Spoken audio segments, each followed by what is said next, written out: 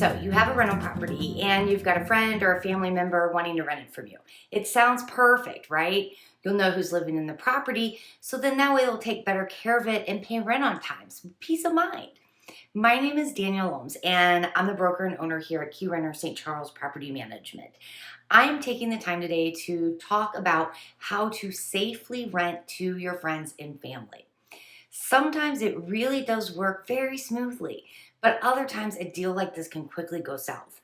Over the years, I can't tell you how many landlords have called me that tried renting to a family member and they're completely in over their heads. That friend isn't paying the rent, they destroyed the property, their lease is over and they won't move out, and on and on.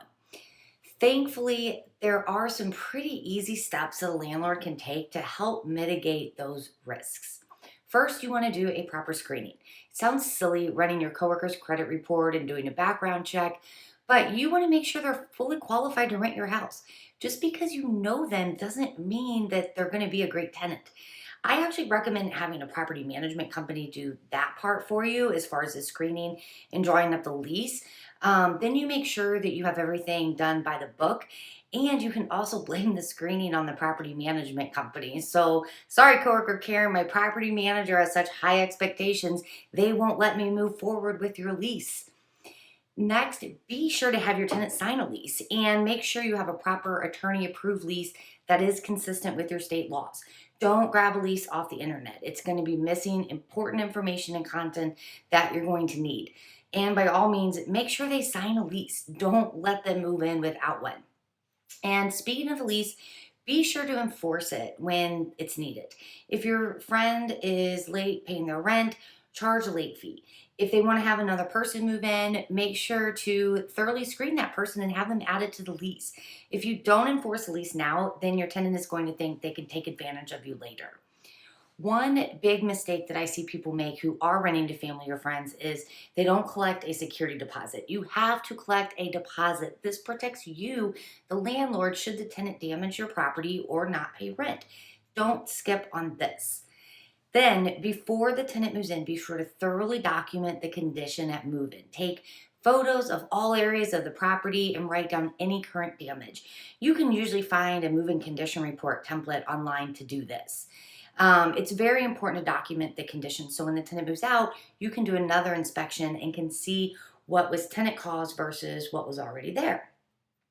And during the time that your tenant lives in the property, even though you know them, it's important to check up on the house every now and then. I recommend once or twice a year. You want to make sure that not only are they taking care of the rental property, but also that there's no unreported maintenance items, especially water issues. And while we're talking about maintenance, I do not recommend allowing the tenants to do their own maintenance repairs. Unless they are 100% qualified and insured to do the work, you run the risk of them getting hurt or not repairing something properly. I've seen many landlords who end up having to spend more money correcting the problem than they would have if they would have just fixed it right the first time. And before I finish up, one major bonus for you to remember: charge fair rent. Just because someone is your coworker doesn't mean they shouldn't have to pay you fair market rent for your property. Why should you take a hit in the monthly rent? So many landlords do this when they rent to friends and family, and I don't understand why. And last, make sure your tenant has a renter's liability insurance policy. That's very important, and it's very cheap for the tenants to get. I hope this helps. Renting to friends and family is doable as long as you have the proper channels in place. My advice would be to hire a property manager to do the screening and the lease for you, and then that way you're started off on the right foot. Please reach out if you have any questions, 636-707-2000, or visit our website, KeyrenterStCharles.com.